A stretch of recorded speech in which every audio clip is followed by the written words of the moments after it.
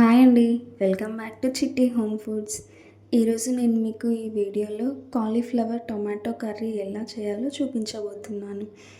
ముందుగా medium size ఉన్న కాలీఫ్లవర్ని ఇలా పీసెస్గా కట్ చేసుకొని తీసుకోవాలి. తర్వాత ఒక బౌల్లో వాటర్ పట్టుకొని స్టవ్ ఆన్ చేసుకొని మీడియం ఫ్లేమ్లో పెట్టుకొని బౌల్ని అలా పెట్టుకొని వాటర్ అనేది బాయిల్ చేసుకోవాలండి. ఒక 2-3 మినిట్స్ వరకు. ఇలా వాటర్ అనేవి బాగా హీట్ అయ్యాక కాలీఫ్లవర్ అనేది అందులో వేసుకోవాలి. కొద్దిగా సాల్ట్ వేసుకొని కాలీఫ్లవర్ వేసుకోవాలండి. ఈ పీసెస్ అనేవి మీడియం సైజులో కాకుండా మనం కర్రీ కోసం కాబట్టి స్మాల్ సైజులోనే కట్ చేసుకొని ఉంచుకోవాలి. చూడండి, ఇలా మొత్తం కాలీఫ్లవర్ని వేసేసాక ఒక 2-3 మినిట్స్ తర్వాత చూడండి బాగా ఉడికిపోయాయి. ఆ తర్వాత గ్రీన్ చిల్లీ, ఆనియన్స్, కరివేపాకు ఇలా చేసి పెట్టుకొని ఇలా వాటర్ అనేది సపరేట్ చేసుకోవాలి.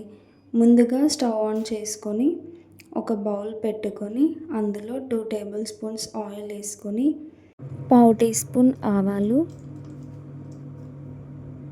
ఇవి చిటపటలాడిన తర్వాత పావు టీ స్పూన్ జీలకర్ర ఇలా వేసుకోవాలండి. ఆ తర్వాత కరివేపాకు వేసుకొని ఆనియన్స్ వేసుకోవాలి. ఆ తర్వాత పచ్చిమిర్చి అనేది వేసుకోవాలండి.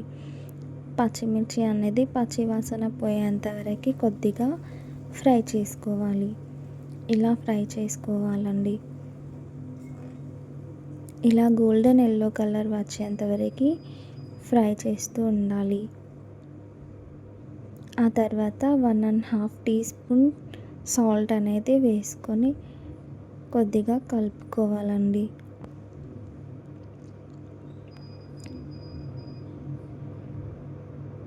ఇందులో కొద్దిగా అల్లం వెల్లుల్లి పేస్ట్ వేసుకొని కలుపుకోవాలి. ఆ తర్వాత ఇందులోనే పావు టీ స్పూన్ పసుపు వేసుకోవాలండి. ఇలా పసుపు వేసుకున్న తర్వాత పచ్చివాసన పోయేంత వరకు మనం ఫ్రై చేసుకోవాలి.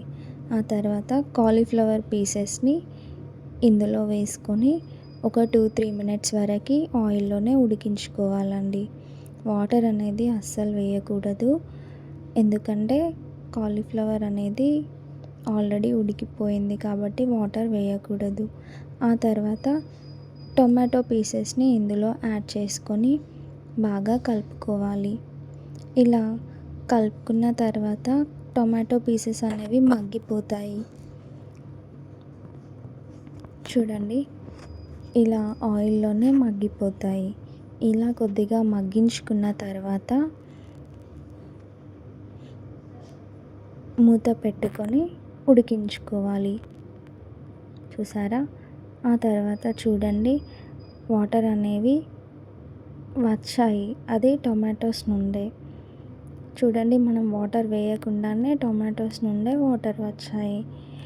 ఇప్పుడు కొద్దిగా గరం మసాలా మరియు కొత్తిమీర పొడి మరియు కొత్తిమీర అనేది వేసుకొని ఇలా కలిపి పెట్టుకోవాలండి.